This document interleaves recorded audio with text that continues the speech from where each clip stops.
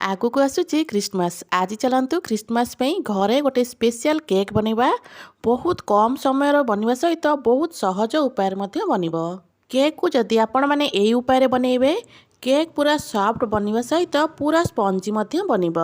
नमस्कार मु रश्मि रश्मि यूट्यूब रे आपण समस्त को स्वागत। आज यही सॉफ्ट और स्पंजी केक रेसिपी जदि आपण मानक भल लगे वीडियो को गोटे लाइक करेंगे शेयर करेंगे चैनल जदि नुआ अच्छा ताले प्लीज चैनल को सब्सक्राइब निश्चय करने फेसबुक पेज देखुले फॉलो तो निश्चय करेंगे। वीडियो को शेष जाए देखा अनुरोध। एवं चलतु स्टार्ट करवा आज रेसिपी। प्रथम गोटे बाउल में अल्प नहीं ऑरेंज जूस रे आमे सब नट्स ऐड करवा। प्रथम देती अल्प किसमिश तापर अल्प ब्लैक किसमिश एटी एबे अल्प आलमंड देती अल्प देदेबा पिस्ता अल्प देदेबा गुंड काजू ता सहित अल्प दबा टुटी फ्रुटी। जितेबाला आपण मैंने फ्रूट केक बनाऊे से नट्सर क्वांटिटी टिके अधिक रखिए। तो ये भल भाव में गोले नवा गोले की पाखापाखि घंटे छाड़ीदे जमी ऑरेंज जूस रे नट्स सब भल भाव में सोक होमती टे सोक होगले कौन हम ना जिते आम केक बनवा पूरा फ्लेवरटा केक रे बहुत बढ़िया भाव में आसो। तो ये मुझे भल भाव में गोले नहीं कभर करके गोटे घंटा आम छाड़ीदे। एवं चलतु गैस उपर गोटे कड़ाई बसई नहीं कड़ाई गरम है गोटे कप दे दूची चीनी चीनी को एटी आमको क्यारामलाइज करार अच्छी। गैस रो फ्लेम प्रथम हाई रखिथे हाई फ्लेम रे चीनी एमती मेल्ट हो गला तापर गैस रो फ्लेम को लो करदे। लो फ्लेम रे चीनी आमर भल भाव में कलर हवा पर्यंत ताकू आम मेल्ट करवा। चीनी रे पूरा लाल कलर आसला परे एथिरे आम अल्प अल्प करी पानी ऐड करवा। चीनी रे जेतेबेले आपण माने पानी ऐड करिवे धीरे सुस्ते करी ऐड करिवे कारण पानी छिटका उपरକୁ आस्ताए सेथिपई धीरे धीरे करी पानी अल्प अल्प करी देबे। एटी मु पाखापाखि आधा कप हबो पानी ऐड करथिली। आधा कप पानी दे सारा पर आपको किसी समय फुटई नवा तापर गैस रो फ्लेम बिल्कुल ऑफ करदबा आपको पूरा भल भाव में ठंडा हाँपी छाड़ा। तो ये देखिपे आधा कप पानी मुझे आपको टिके फुटई नौची तापर गैस रो फ्लेम को ऑफ करदबा आपको पूरा भल भाव में ठंडा हाँपी छाड़ा।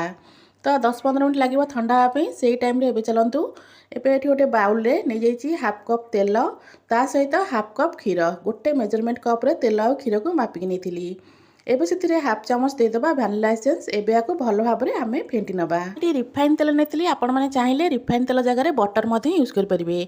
बटर को प्रथम भल भाव में मेल्ट करने तापर ठंडा करके यही जगह ऐड करेंगे।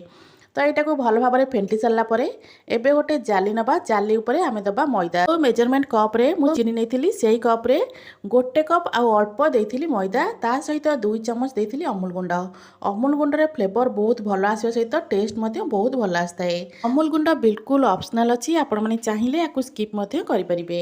तो ये भल भाव में आम गोले नवा। तो देखुए बैटर कंसिस्टेंसी पूरा बहलिया अच्छी। एबे ये आम क्यारामलाइज कर रखिथिबा सुगर को ऐड करवा। सबूक एका संगे देवेनि अल्प अल्प कर दबा तापर अल्प गोलेबा तापर जेतिकी आवश्यक हम से हिसाब से दबा।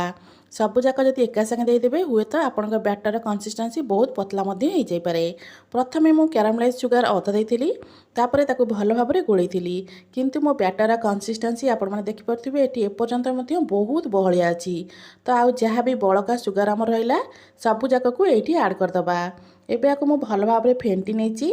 तो बैटर कंसिस्टेंसी देखिपे एमती ही अच्छी। बैटर कंसिस्टेंसी आपण मैंने एमती रखिए ना ही आठू बेसी बहलिया ना ही आठू बेसी पतला रखा। तो ये आम ऐड करवा सोक कर रखि नट्स को आम पाखापाखि 5 ରୁ 6 मिनट पर्यंत भल भाव में गोले नवा।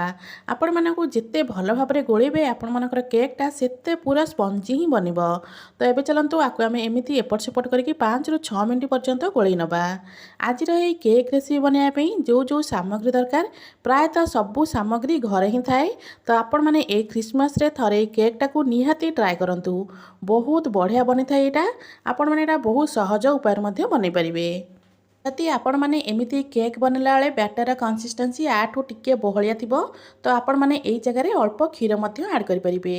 तो क्षीर अल्प देकी बैटर कंसिस्टेंसी को एमती ही रखिपारे। तो बैटर कंसिस्टेंसी ये देखंतु पूरा परफेक्ट अच्छी। जदि आपण मानक आज वीडियो भल लगे वीडियो को गोटे लाइक निहाती करेंगे।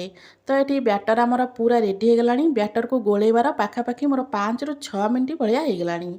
तो ये चलतु ये ऐड करवा अल्प टिके ये मुझे देदे लुण ता सहित दे दूची हाफ चामच भाया बेकिंग पाउडर। केवल बेकिंग पाउडर नहीं आपण मैंने चाहिए बेकिंग सोडा अल्प बेकिंग पाउडर अल्प नहीं पारे। सो बेकिंग पाउडर एक्टिव होगापी अल्प टिके पानी देती एवं आम गोले नवा भल भाव में। बेकिंग पाउडर देकी भल भाव गोल सारापर आपको बाहर बेसी समय बिल्कुल भी छाड़बेनी। बेकिंग पाउडर दे सारापर आम सांगे सांगे बैटर को केक टिन देदेबा आम बेक होगापी छाड़ा। जदि आपण मैंने अधिक समय को बाहर छाड़देवे तो केकटा आमर भल भाव फुली न थाए। तो ये चलतु आपको भल भाव गोल सारे। आगुरी मु केक टिन को पूरा रेडी करके रखी। तो केक टिन में गोटे ड्रप भाया तेल भल भाव चारिड़े स्प्रे कर देती। एबे केक टिन में आम बैटर को देदेबा। बैटर को दे सारापर आपको एमती टिके टैप करना भितर जहाँ भी लम्स थी सब सेट हो चलतु आपको आम बेक करवा। बेक करने ये गोटे प्रेसर नहीं प्रेसर को भल भाव गरम कर एबे गोटे मझे स्टांड देती। एबे केक टिन को स्टांड उपर देदेबा। एबे आपको कभर करके पाखापाखि 30 मिनिट पर्यंत छाड़ा। 30 मिनिट पर चेक करवा आमर केकटा है कि नहीं। तो ये आपको हुइसिल बाहर कर देती। एबे आपको कभर करके 30 मिनिट पर्यंत छाड़ा। पाखापाखि 30 मिनिट पर एबे चलतु कभर काढ़ा। वाओ देखिपे केकटा केते सुंदर देखा देखापी ये केकटा जी सुंदर देखा ना खावाई से बढ़िया लगी थाए। तो ये चलतु ये केक उपर आम टे डेकोरेट करनवा। जदि आपण मैंने प्रथम एमती डेकोरेट करने तो केक जिते फुल सब नट्स भीतर को पलैब से मु लास्ट डेकोरेट करुँची। डेकोरेट कर सारापर आउ 10 मिनिट आपको आम बेक करनवा। एमती कौन हम ना नट्स गुड़ा भल भाव केक धीरे सेट हो। तो ये मुझे भल भाव डेकोरेट कर सारे। एबे आपको पुणी कभर करदे। कभर करके 10 मिनिट छाड़ा। 10 मिनिट पर एबे चलतु कभर काढ़ा। तो ये कभर काढ़ी देखा आपण मानू एटी आमर पूरा रेडी हो गला क्रिसमस सुपर टेस्टी केक। तो ये पूरा रेडी हो गला जी फुली आउ 10 मिनिट आउ टिके फुली जाइए। तो ये चलतु गोटे स्पून साहाय्य चेक करनवा केकटा आमर पूरा भल भाव कि नहीं। तो यहाँ देखला तो लगुच पूरा है भाया किंतु गोटे स्पून साहाय्य मुझे चेक कर देखा। तो ये देखिपे स्पून ने बिल्कुल भी बैटर आसी नाला मोर। तो मैंने केक ये पूरा रेडी हो गला। जदि आपर बैटर आसो तो आउ 10-15 मिनिट आपको भल भाव बेक करनवा। तो ये आपको ठंडा हाँपाई भल भाव छाड़ा। 5 ରୁ 10 मिनिट लगे भल भाव ठंडा हाँपाई। ठंडा हो सारापर आम केक टिन केक को बाहर करवा। तो ये 10 मिनिट पर ये देखो केक आमर पूरा भल भाव ठंडा हो गला। केक रो साइड पूरा अलग हो गला। तो केक को देखिपे ये देखापी यहाँ केते सुंदर लगुच। केक रो साइड सब मुझे देखा आपण देखु पूरा अलग हो गला। साइडटा केक रो साइड तो सब एमती भल भाव अलग हो गला। तथापि चलतु छुरी साहाय्य केक रो साइड सबको एमती टिके अलग करनवा। छुरी साहाय्य केक रो साइड सबको एमती भल भाव अलग कर सारापर केक उपर गोटे प्लेट रखीदबा। तापर आम आर पट को पलटईदबा। तो ये केक रो साइड को सब अलग कर देती। एबे चलतु गोटे प्लेट रखा। तो ये चलतु केक को मुझे पलटई नौची ऊपर टे टैप करदबा। बस हल्का टे टैप कलापर देखिपे केक ये आमर पूरा अलग हो गला। तो ये आउ गोटे प्लेट रखी केक को एमती लौटई नहीं। तो ये आमर सुपर सॉफ्ट स्पंजी केक पूरा रेडी। केक को देखिकी आपण मैंने जानीपे केकटा केते सॉफ्ट बनी।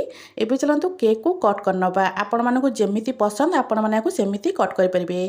केक कटारू आपण मैंने जानीपे केकटा केते स्पंजी आउ केते सॉफ्ट बनी। तो ये मु केक काटिकी आपण मानकु देखौची भितरटा केते जालीदार बनी। केक रा भितरटा मध्य देखंतु पूरा जालीदार बनी। क्रिसमस रे आपण माने एई केक को निहाती ट्राए करंतु। आशा करुछि आपण मानकु आजिर रेसिपी निहाती पसंद आसिथिबो। पुणी आसिबी गोटे नुआ रेसिपी नै से पर्यंत रहउछि। नमस्कार, जय जगन्नाथ। समस्तंकु मेरी क्रिसमस।